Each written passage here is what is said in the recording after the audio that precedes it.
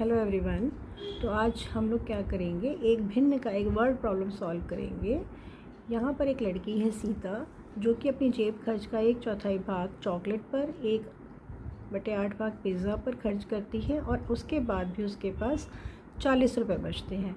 तो उसकी जेब खर्च शुरुआत में कितनी थी? इस तरह के क्वेश्चंस में लोगों को प्रॉब्लम आती है। एक बार हम देखते हैं इसको कैसे सॉल्व करना है। ठीक है, मान लीजिए कि जो सीता के पास जो शुरुआत में जो भी उसकी इनकम थी या जो भी उसका जेब खर्च था वो कितना था। ठीक है, लेट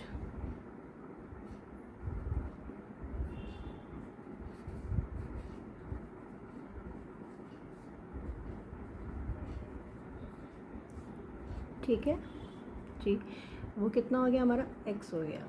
अब इस x का 1/4 पार्ट वो किस पर खर्चा कर रही है? On chocolate.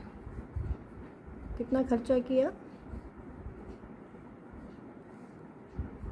1/4 ऑफ x हो गया। ठीक है जी। इसके बाद उसने क्या किया? 1/8 ऑन पिज़्ज़ा, यानी कि ऑन पिज़्ज़ा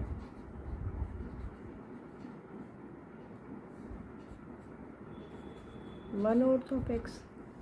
ठीक है, ओके। इसके बाद उसके पास कितना पैसा बचा? 40 रुपये बचा। अगर मैं ये कहूँ कि इसको खर्च करने के बाद जब उसके पास इतना पैसा बचा हुआ है तो इन सब का टोटल कितना होना चाहिए? ये होना चाहिए। यानी कि अगर मैं ये कहूँ कि मैंने अगर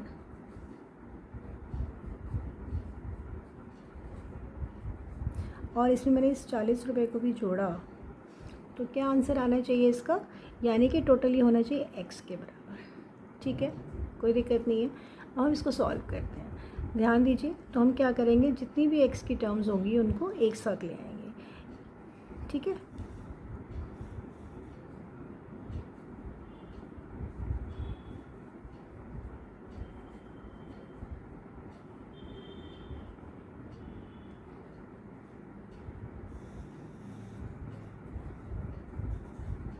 हम क्या करेंगे,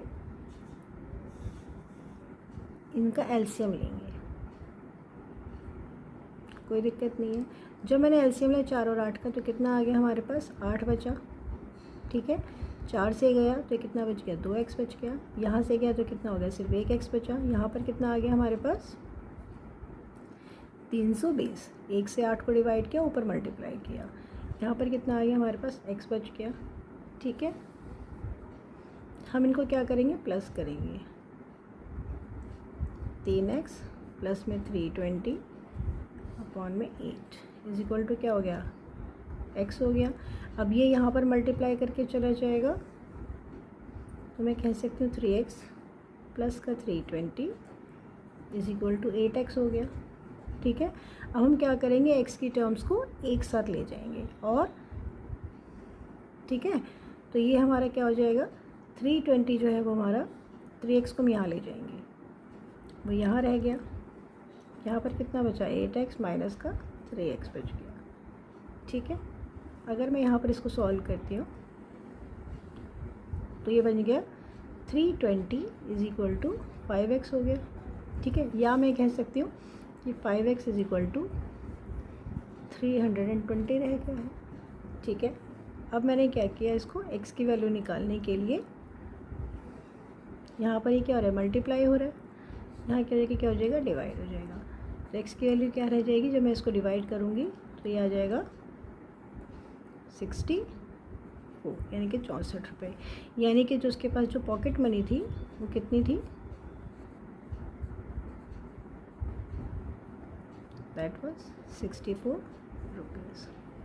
ठीक है, ये हमारा आंसर हो गया।